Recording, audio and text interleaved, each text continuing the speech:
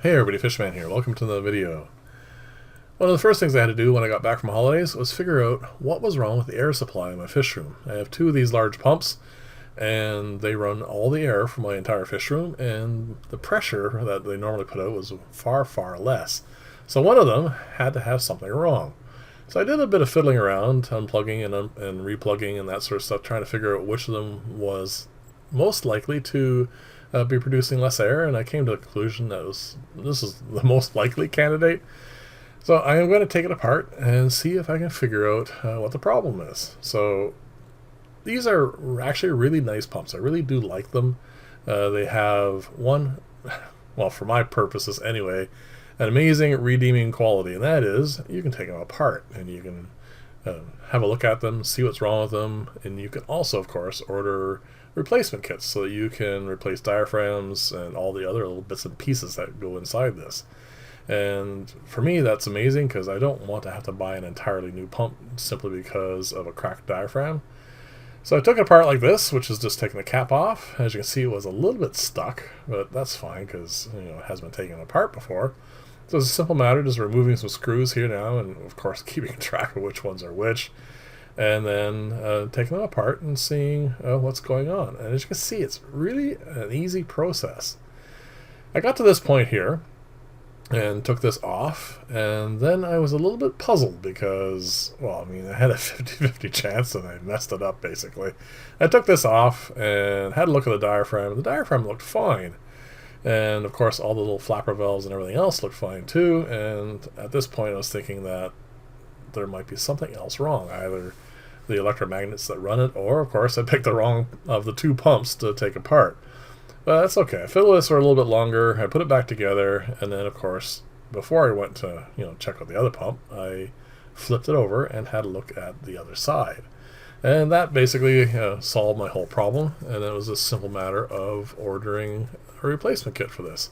And while I was at it, I also ordered a replacement kit for the other pump. It's a little bit smaller, and as you can see, this whole diaphragm blew out, which was kind of interesting because it still supplied a fair amount of air. Unfortunately, just not enough for all the tanks in my fish room. About 3 tanks were not really getting any air at all when I got back.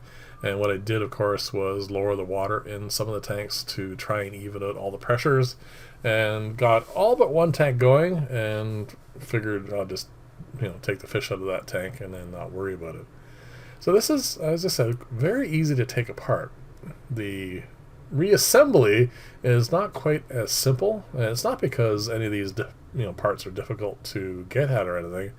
It's because there's two electromagnets right there. You can see them at the top of the screen now. And there's an arm, and you can see it sticking out where this is bolted onto. And that was very difficult to center.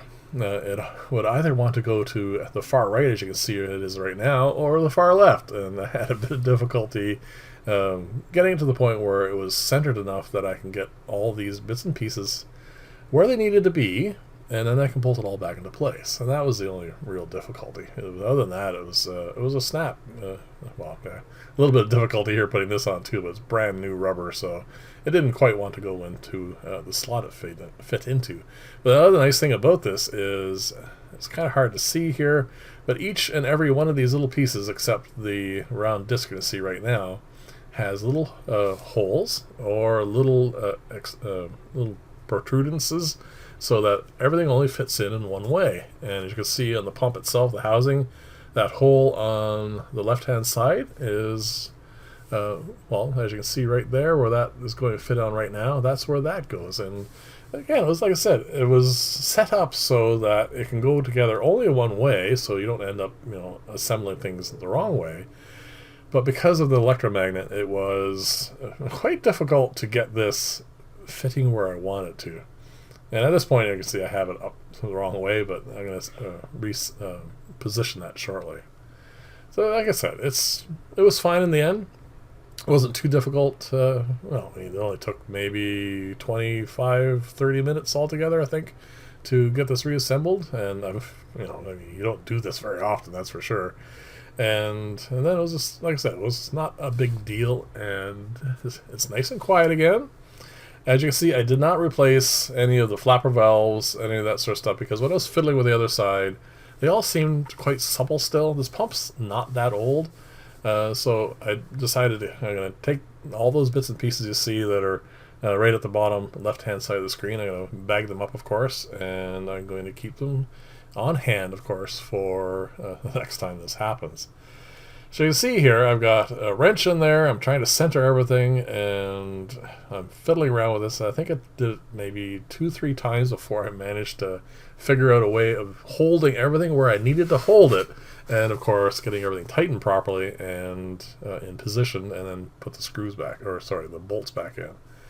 So, like I said, you see it snapping back and forth, and that was the issue I was having with it, because I also had to push it in a bit, because this electromagnet oscillates back and forth, and the one that blew was unfortunately the side that was the rod was pushing out towards the screen at the moment, and yeah, it was a bit of a nuisance, but that's fine. And as you can see, it's going to go back together here now quite easily, and that's basically it. Now, one of the reasons why I have two of these, and actually I'm quite glad that I end up using two of these, was to try and avoid having these kinds of issues where I'm not getting air to a fair number of the aquariums. And in fairness to the pumps, it did work out fairly well. I only had a reduced air to all the tanks, of course, but there's only about 3 tanks that weren't getting any air at all, which is pretty good. But I want to try and come up with a system now. You can see, sorry, I just plugged it in there and saw the bag get blown away.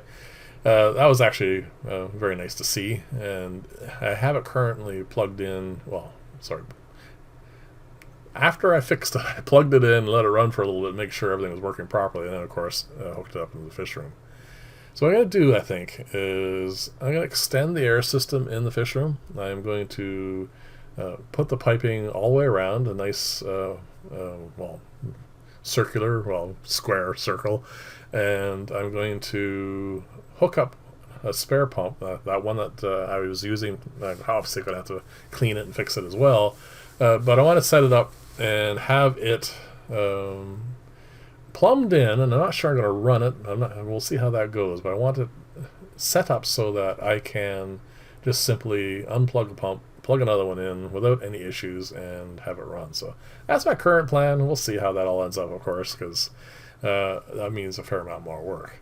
So leave comments, let me know what you think of all this. Everything's working now again. There's air everywhere, and that's very important. I'll see you in the next video, and bye for now.